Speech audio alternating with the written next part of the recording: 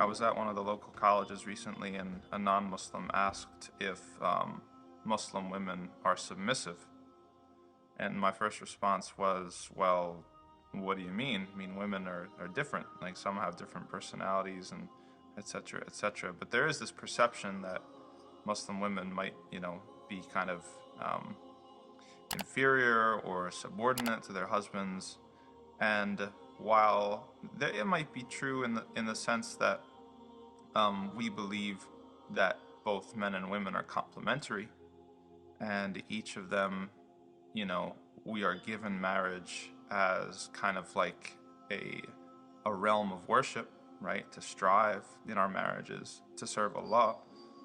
I don't think that it's very accurate or useful to think about it in terms of submissive or not submissive. You go to the hadith and you see, the hadith where Aisha radiallahu anha, she slaps the Prophet's hand, sallallahu alaihi wasallam, knocks food out of his hand, actually hits the hand of the Prophet sallallahu alaihi wasallam. And she herself confesses in another hadith that the Prophet alaihi salatu wasallam never ever laid his hand on any woman or child or anybody except on the battlefield, right? So, I thought that was interesting. And then you have other narrations that show that there was a certain culture in Mecca that maybe the Meccan Muslims were used to, and then when they moved to Medina, they found that some of the cultural things that they were used to had changed.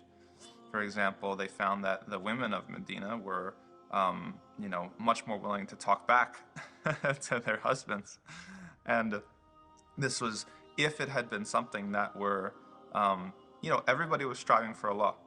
That's what we don't want to falsely characterize it. It wasn't like people were being crude or people were being, problematic. But we also want to note that the Prophet ﷺ didn't stop, certain cultural differences. He didn't, at one point stop everybody and say, hey, look, this is something everybody's doing and it's wrong, right? Yes, for marriage, a husband is supposed to try to be in the service of his wife, and he pleases Allah by that. And the wife is supposed to be in the service of her husband. She pleases Allah by that.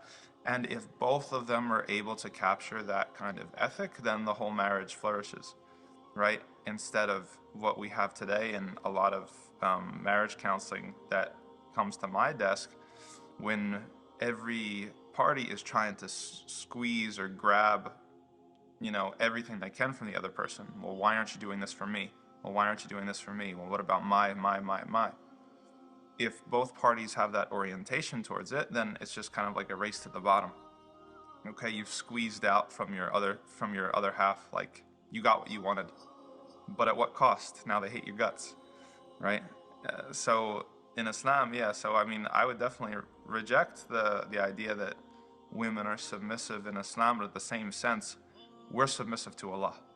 Everybody's submissive to Allah. The men are supposed to be submissive to Allah. The women are supposed to be submissive to Allah.